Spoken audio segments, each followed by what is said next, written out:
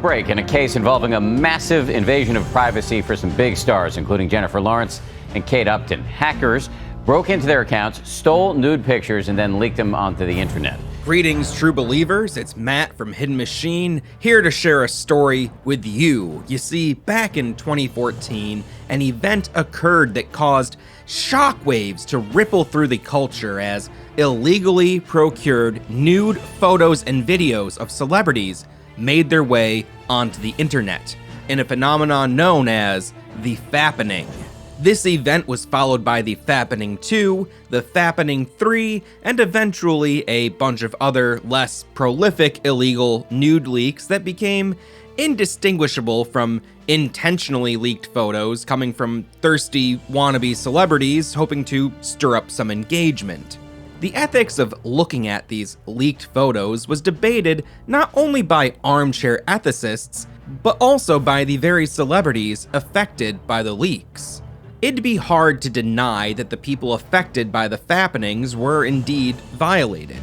But is the person looking at the photos on Reddit just as guilty as the person who hacked the cloud to steal the photos in the first place? No matter how you feel about the situation, it's easy to see that the leaks exposed some security issues in Apple's iCloud. Taking amateur private nudie shots used to be relegated to Polaroid photographs or a 4-megapixel digital camera.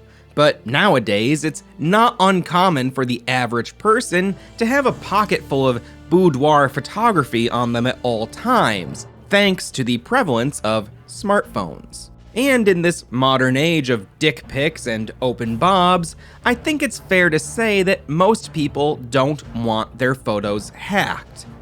Well, suck on this one, idiot, because it's time to play Cuties Hacked. Oh no, someone stole my photos. That's right, it's a game where the supposed premise is hacking the phone of a cutie and stealing their photos. Developer and publisher SumQuest was kind enough to present Hidden Machine with a review key for the game, and to be honest, I was all too eager to review it. When I told my IRL girlfriend that I was playing an anime sex game called Cuties Hacked, oh no, someone stole my photos, she said, that's awful. And I can't blame her. It's a pretty despicable premise, even if it is a work of fiction. However, once I got into the game, I began to question how sturdy this phone hacking narrative really was. Essentially, the gameplay is fast-paced, old-school arcade action that feels to me like a mix of elements from games like Snake and Arkanoid. From what I can gather, each level is a hacking session, with the goal being to steal a photo, but in practice, all you're really doing is moving your little avatar around the screen and drawing boxes while trying to take control of the majority of the space here on the board, while at the same time actively avoiding enemies and obstacles. You can get bonus points for not losing any lives or completing a level in a certain number of seconds, but once you've cleared the 70% mark on the board, you get the photo and your avatar can die without penalty. You're also able to just skip levels if you want. The first set of photos that you're hacking are pictures of a cutie named Amber. You'll notice that Amber is in a locker room, and the person taking the photos is hiding in a locker. This is where I first began to question the photo stealing theme suggested by the title. These aren't pictures from Amber's phone. These are pictures taken by a daring pervert who we discover is eventually caught by Amber. Maybe I'm hacking the pervert's phone? Possibly. But the Steam page clearly states that 12 different cuties are awaiting a challenger to hack their phones, which leads me to believe that the title of this game may have been slapped on toward the end of development, or maybe that the phone hacking concept wasn't really explained clearly enough to whatever DeviantArt creep it was that SumQuest commissioned to do all of these horny drawings. Anyway, over the next 2.5 hours, I supposedly went on to hack the phones of Amelia, Aiko, Dakota, Megan, Kitty, Monique, Cypher, Joy, Cassie, Tiffany, and Shing CEO _69. I have no shame in saying that I sat there and played through this entire game in one session. I was hooked, and to be honest, it wasn't because of the cuties. I know that a lot of people are into this sort of stuff, but it's never really done it for me. The gameplay, on the other hand, was well crafted and engaging. Each set of levels introduced layouts that related thematically to the cuties associated with them, and each level offered a unique challenge that consistently found ways to iterate on the game's base mechanics to create something very simple, effective, and fun. I really enjoyed getting that little countdown at the top of each level and giving myself a second or two to begin planning my route. I struggle to explain how the game works. It's kind of like Snake in that you're dragging this ever-growing tail around a map, and if you bump into your own tail, you're gonna lose a life. Beyond that, you're just trying to connect the uncovered pieces to one another, or to the edges of the map, and doing so turns that territory over to you, causing your percentage meter to go up. Sometimes I got large swaths of the map in one move, and other times I didn't, and it was never actually clear to me why, but it's probably some very simple thing in the game that I just didn't pick up on. The enemy types are varied enough to each present a distinct challenge. If enemies or their projectiles touch your tail, they'll send a sort of shock up the end of it, and if you don't make a connection before that shock hits you, you're gonna lose a life.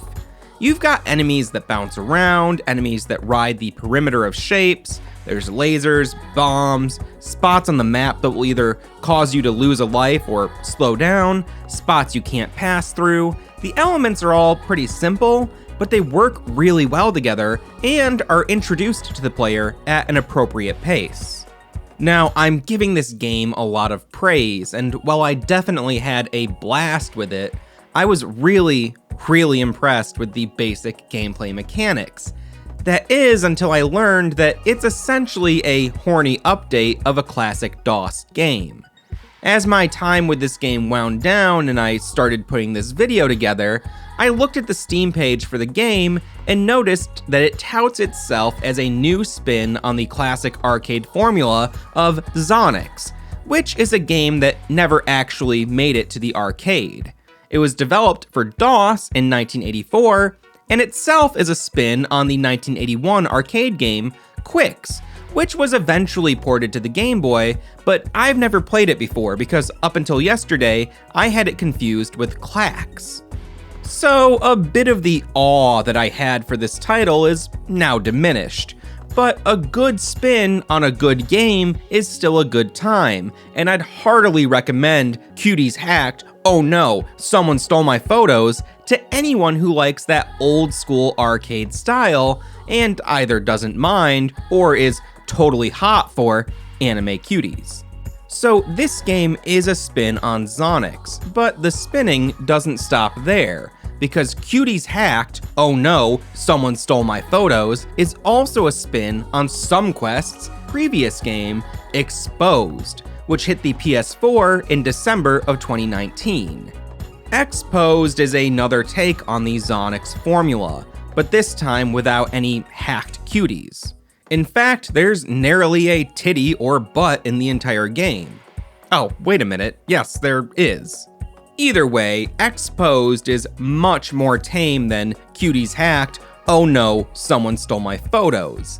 In the base game for Cuties Hacked, Oh No, Someone Stole My Photos, there isn't actually any nudity. The girls get into increasingly suggestive positions, but stop short of anything that would get this video taken down. I'd have to say that my favorite cutie is Aiko, who takes off her shirt to use it as a makeshift silencer for her sniper rifle.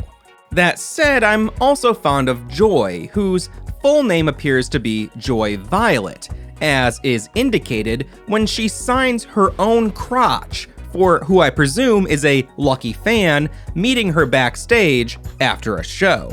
While the scenes here that the cuties are depicted in can be rather detailed, and they do clearly illustrate unique scenarios, I was a little disappointed to find out that the game's press kit didn't give me a brief biography of each cutie like was done for the Pretty Girls in Pretty Girls Breakout Plus.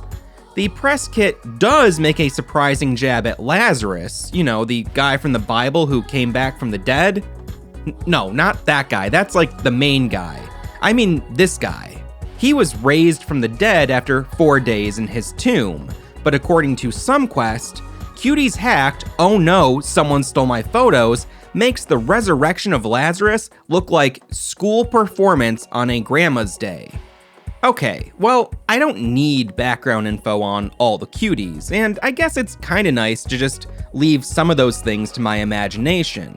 But it's not all left to my imagination, because just last night, I discovered that this game has a free DLC that not only offers 12 new levels, it also gives you hardcore porno images of each cutie. And in the case of sweet, sweet Aiko, I get to find out that she's been shooting zombies. Prior to seeing this scene, I figured she was doing some sort of politically motivated gun stuff. You know, a ass in Asian or something, but apparently that's not the case. The levels in this DLC took me another 90 minutes or so to get through all the way, and I had a great time with them. After playing Cuties Hacked, oh no, someone stole my photos, I went online to play an emulated version of Zonix for DOS. I found it to be much more difficult than Cuties Hacked, oh no, someone stole my photos, but it was still a lot of fun. Zonix has a very solid core, and in my opinion, Cuties Hacked, oh no, someone stole my photos, really does a fine job of iterating on that core. I have to ask now, have you played Cuties Hacked? Oh no, someone stole my photos. Have you played Zonix? Have you played Clax? Let me know what you think down in the comments, and be sure to tell me which cutie was your favorite. And of course, if you're down bad or just want to support the channel, you can head on over to our hotline chamber on Patreon and see an uncensored version of this video. Until next time, see ya!